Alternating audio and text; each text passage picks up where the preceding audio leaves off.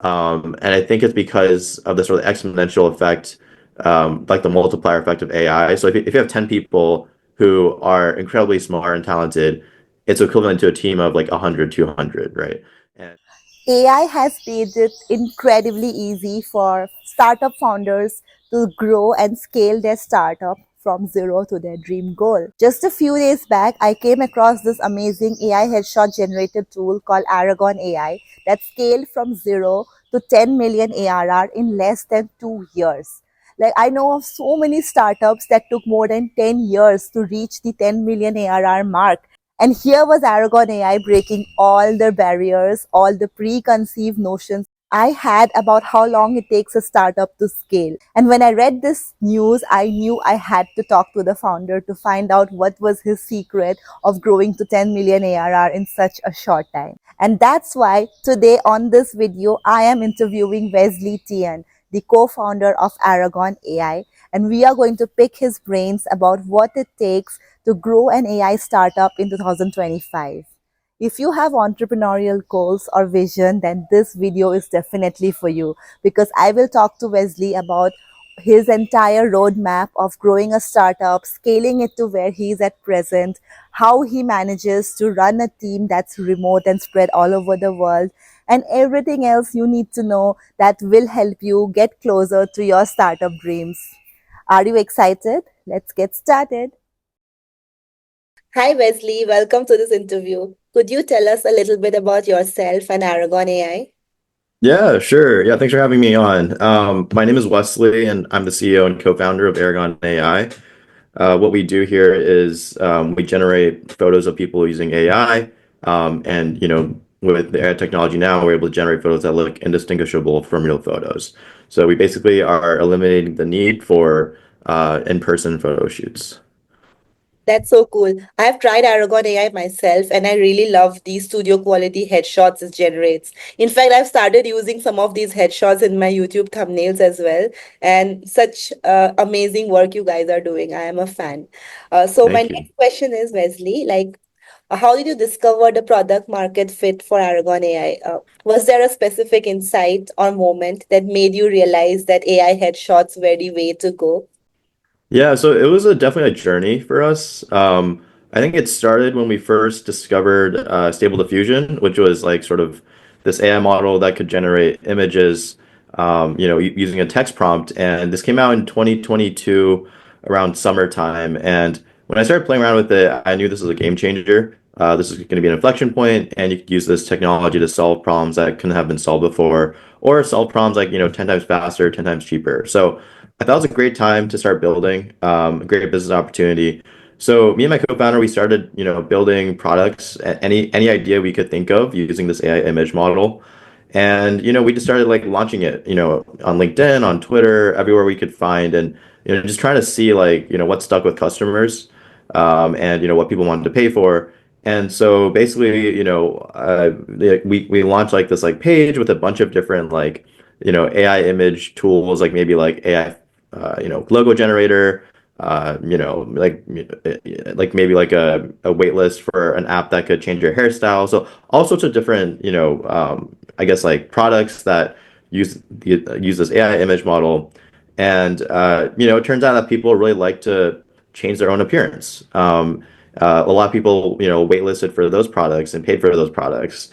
So then we decided to, have a bunch of different styles of changing your appearance. So maybe you could create like anime style, you could create like a warrior style, like maybe like Disney princess. One of them was a professional headshot style. And half of our users only picked the professional headshot style. So we started thinking about it a bit, and we were like, like why are people, creating professional headshots of themselves? And it made sense, to get a headshot done in the US, it costs $250. And anywhere in the world, if you want to get headshots, you have to book an appointment.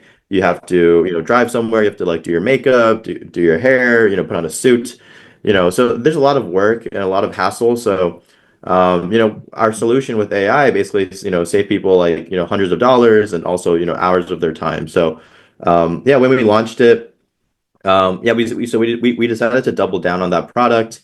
And when we launched it, we made a few $1,000s during the first month. And then we just grew rapidly. We hit like like $1 million annual run rate within 4 months. And that was pretty much when we realized we had product market fit. There's just like so many users, trying to use our product, and we just kept growing through word of mouth, and people were referring us. That's so cool, Wesley. So, when I was reading up stats, I have read that most startups take around 5 years to reach 10 million in annual recurring Mhm. revenue, but Aragon Mhm. AI hit that milestone in 2 years. So, what do you think are the factors that drove this rapid growth? Like, were there any strategies that proved crucial in scaling so quickly? Yeah, so I just want to add, most companies actually don't hit 10 million in ARR annual run rate. I think it's like 1% of companies. So yeah, it's quite rare, and it does, for the ones that do hit it, it does take a while.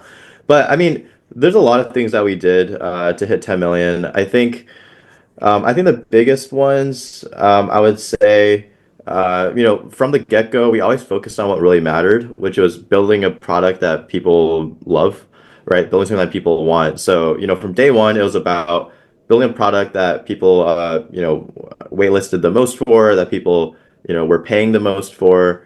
So we focused on building, a professional headshot solution. And then after that, instead of like working on logos, instead of working on like creating swag, instead of like maybe like creating like fancy ads. We were just trying to improve our product. So, I was doing customer support. We had, like basically it was like morning till night. Weekends I was like doing customer support, and then we would get feedback directly from customers. I would get on calls with them, and then really just try to improve our product. So, really trying to make the product experience really good, make the headshot quality better. Early on, the main problems were realism and then like resemblance. So we've made huge strides, towards that, and now it's like they look like real photos, and now they look exactly like you. Early on, that wasn't the case. So that was pretty big, and then marketing as well. So I think the best companies like Apple, they have a great product, a great technology, but also amazing marketing. Yeah. So early on, we started an affiliate marketing program. We use this company called Rewardful, and actually I did a testimonial with them yesterday. But basically, they allow people to set up a link that they can share with their audience, and for every purchase that they help convert, they get 20% commission. So I believe Nangsha, like you're also an affiliate of Yes. ours. We have almost 2,000 affiliates today. Have made almost $1 million in net revenue from our affiliates. Some of them have been paid out over $100,000. So it's been a great program for us, and because we have all these affiliates linking to us, it also helped us rank really high on Google, and so that was a big unlock. And so even though we didn't focus on like SEO, because we focused on creating a good product, and because we had an affiliate program, people wanted to just link to us, and so that drove a lot of traffic. And so yeah, I think focusing on what matters, doing like focusing on building a great product, talking to customers, and then I think continuously doing marketing. So for example, now like we're doing ads, and so we're spending a lot of time on that. So I think all of these things led to us hitting this 10 million annual run rate milestone. I love that. You say you didn't do SEO, but when I search for best AI headshot generators, the featured snippet on Google always mentions that based on reviews, Aragon AI is the best AI headshot generator. So whatever you're doing is definitely working. And let me say, Yeah, huge fan of the affiliate program as well. It's so easy to sign up on Rewardful, and the yeah, payouts always come on time as well. So yeah, it's definitely a win-win for the influencers as well as Aragon AI, right? definitely. Yeah, totally agree. Love it. So after I started working with like AI headshot generators, I have understood that there are so many AI headshot tools in the market. Like the generative AI market in general has become so crowded with new entrants. So how Mhm. did you differentiate Aragon AI, and what are your plans to stay ahead of this competition? Yeah, I mean, there's definitely a lot of competitors out there, but the real like direct like sort of ones that we look at, there's only like a few, and they've been around for a while. Yeah. I think like the reason we've been able to sort of stay on top is because one, we were early. So when we launched, we had this idea much earlier than anybody else. I think there's only one other company that had launched before us, that was like that you could find on Google, which is Tried on AI. And they're, shutting down. I know the founder personally. Um, yeah, and so, I think being early helped. It was a lot easier to rank on Google. It was a lot easier to like build our brand and our, presence.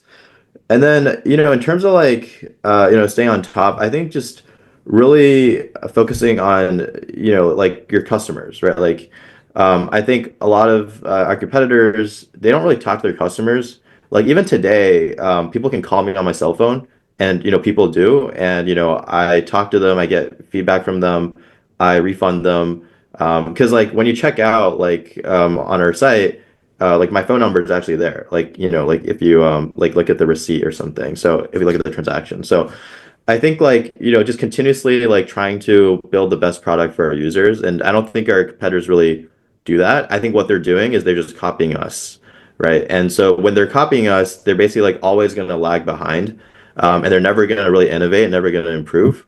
Like I've seen like, like sort of like, other competitors, their landing page is exactly the same as ours and their flow is the exact same as ours. So yeah, I don't think that's the way to build a great product. And I think for a lot of them, they're not taking it very seriously. Yeah. Like we want to build a massive company, and so like that's why we named ourselves not Headshot, like something, right? Like we named ourselves like a name that was, a name of a company that could, have multiple products. Yes. So, and, now we do. Like now we sell to businesses. Now we have an AI photo editor. Now we have this like AI photo generator where you can like, basically take full control of your AI avatar, change your hair, change your background, change your style, your pose, your expression, everything. So I think thinking long term, trying to build something that's not just like a tool that makes money from people, right? Like a lot of people are just trying to like scam people, make them pay, and then give them terrible results. I think we really care about our brand. We really care about our customers. Build multiple products, and so I think that is, one of the reasons, or like a few of the reasons why we've been able to stay ahead.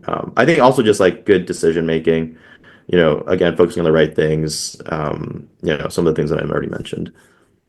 Love it, love it. Thank you for sharing your journey so candidly. So, do you think that AI is lowering the barriers to scale for entrepreneurs? Like in the future, do you think we could see one person unicorn startups? And, do you think AI is changing the playbook for founding a company?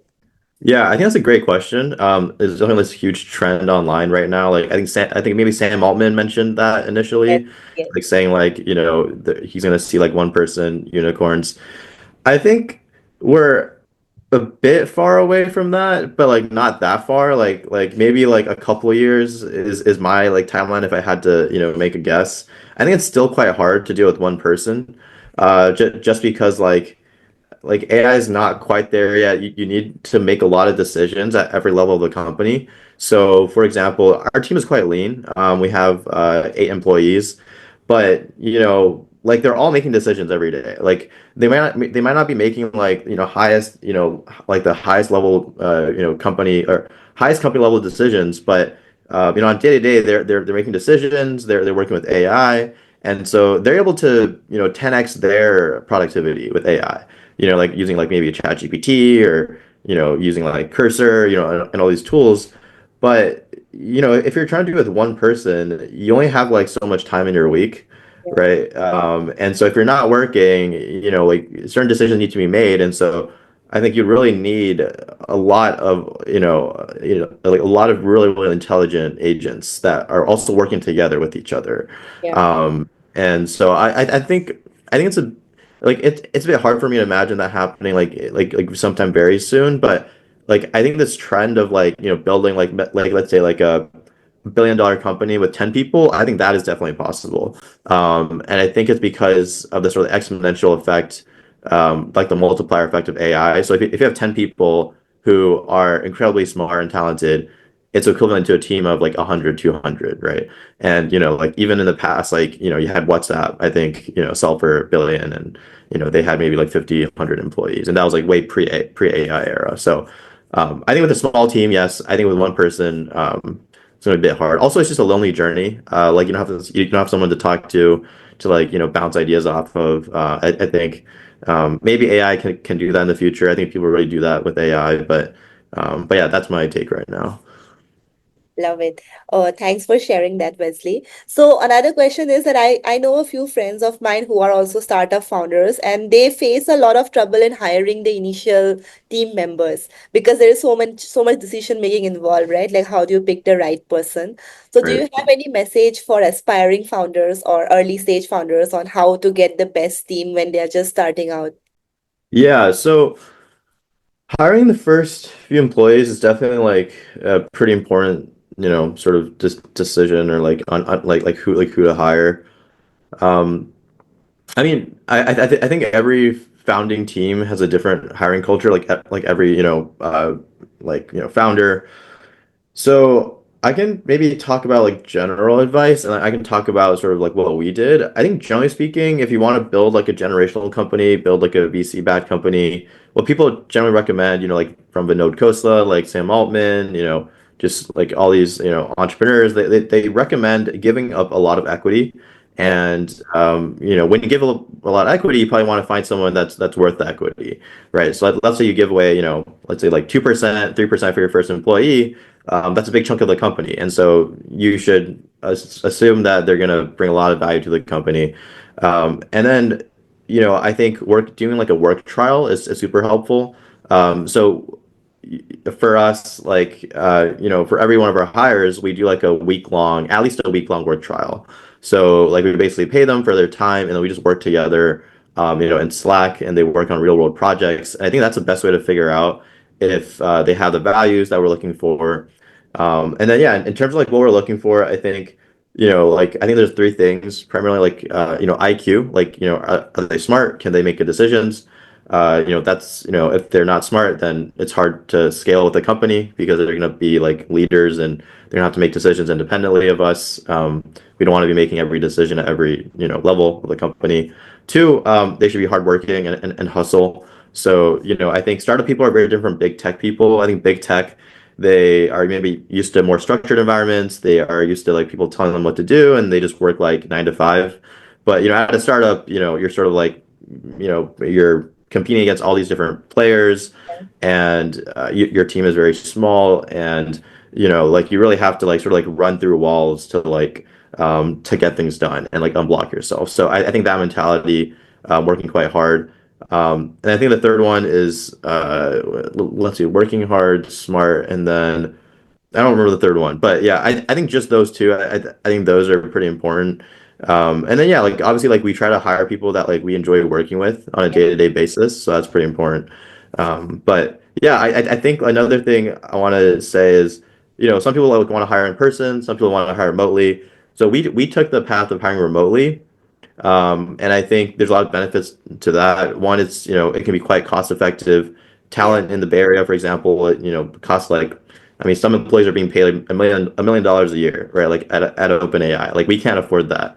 Yeah. So, like we have, we hire people from everywhere, from, Europe, to India, to, like Philippines, to, Canada and, like South America. So like Africa, like it's like our entire team's remote and distributed.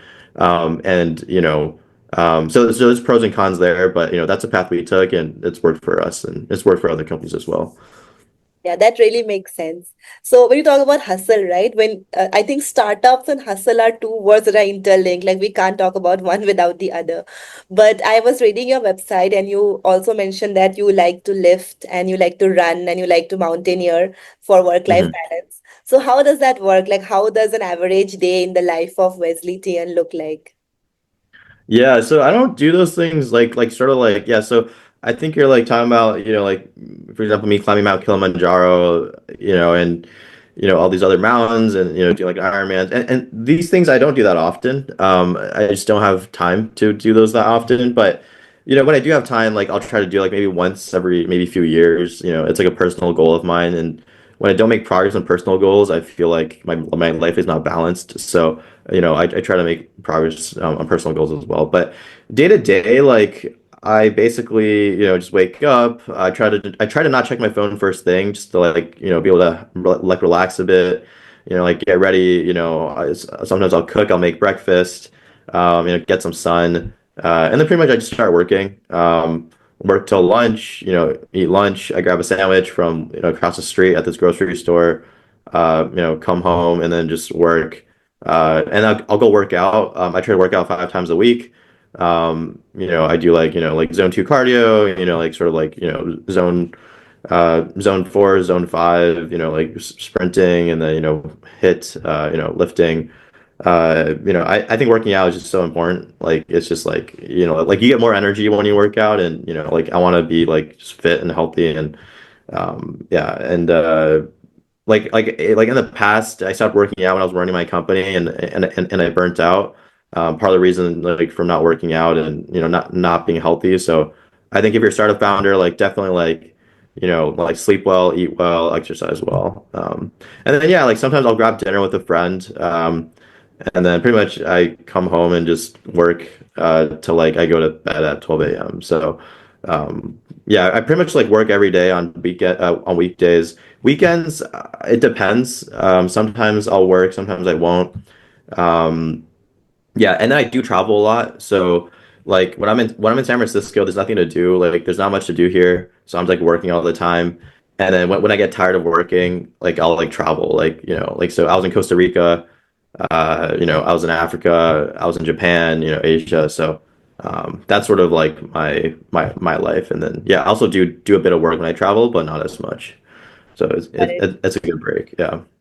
It sounds very balanced when you say that, like, working a lot, but also having time for travel, for workout, all the things that you love. I think that definitely Yeah, because prevent burnout. yeah, I noticed that like when I come back from traveling, I have a lot more energy. Yes, And so I think like I basically found the sweet spot. It's like maybe like every month I'll do like short travel, and then maybe like every like few months I'll do like a longer travel. Yeah.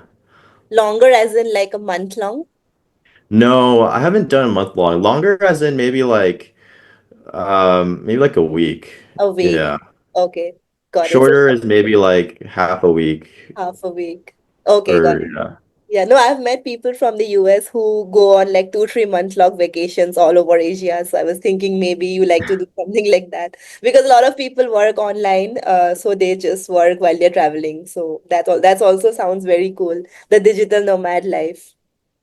Yeah, I think it's just I find it a bit hard to maintain my routine when Yeah. I'm traveling for that long. Like unless I'm in one spot, like if like maybe that's okay, but and then also like my meetings, I take a lot of meetings. So that's like usually like US time. Yes. Um, so yeah, like I think it's like I think it's just like when I'm in SF, like I'm just like really on top of my routine. Like I like sleep better, I like exercise more, eat better. Yeah. Yeah, no, that makes sense. It's always hard to have a routine when you're traveling. Totally agree. So Wesley, this is my last question for tonight. What's next for Aragon AI? What's your vision for the company's future, and how do you plan to continue leveraging AI to drive innovation and growth in the coming years? Yeah, it's a great question. Yeah, so I think Aragon, like even though we've made a lot of progress in the past 2 years, with incredibly small team and have over 1 million users now, we sell to Fortune 500s. I think there's a long way, like sort of a lot more for us to do and a lot more that we have planned. So our new product that we launched is this. It's an AI photo generator, and basically, as I mentioned briefly earlier, you can take full control of your AI avatar. So you can like, to put on different clothes and different hairstyles. And if you really think about it, there's so many use cases for that. So if you go to our website and you scroll down, you go to use case section, you could create, motivational pics for, fitness instructors and fitness coaches and just anybody into fitness. And so that can, that's been a great motivator. You can try on different clothes. So, we can work with, clothing brands like from Zara to like Gucci and help them market their products like in our platform. So like maybe you want to see what you look like in this new dress, right? And this new dress is, like maybe it's like Gucci's dress or like Zara's dress, right? And so you can try that on. So, and then, sort of advertising and marketing. The modeling industry is massive, right? Like people are paying models a ton of money to, capture pictures of them for, billboards, for advertisements, for marketing materials. There's tour companies that need photos of people standing in front of like the Eiffel Tower to like really market people to come to, their destination, maybe like hotels, the entire sort of hospitality industry requires a lot of photos of people doing all sorts of things, stock photos. So yeah, I mean, like we're quite early. Like one sort of story that I like to tell is in the 1990s, there was this company called Kodak. There was a film photography company, and they're actually one of the world's biggest companies, and they had a monopoly on photography. And then digital technology was invented. So you could have digital cameras, and you had the mobile phone, and they didn't adapt quickly enough. And within a few years, they went bankrupt. From the number one company in the world to just basically, not being able to pay off their debts and not being able to generate revenue. And then, Canon, Nikon, and Sony came in, right, with their digital cameras. So I think we're going to see the same thing happen right now. It's still in the early stages, like this is like year two. Yeah. But I think in the next few years, like we would like to basically take away basically the market share of, Canon, Nikon, Sony. I think people will still want to take photos for, certain purposes, like, like it's maybe like a hobby thing. But I think for most use cases, like commercial, like, you'll be able to use AI to generate any photo of anybody. That sounds very interesting. It's like we are at the cusp of some new technology taking over the world, right? Such a fascinating time to Yeah. be alive. Yeah, no, definitely, definitely. And this is happening in every single like, Yes. sort of vertical and domain in AI.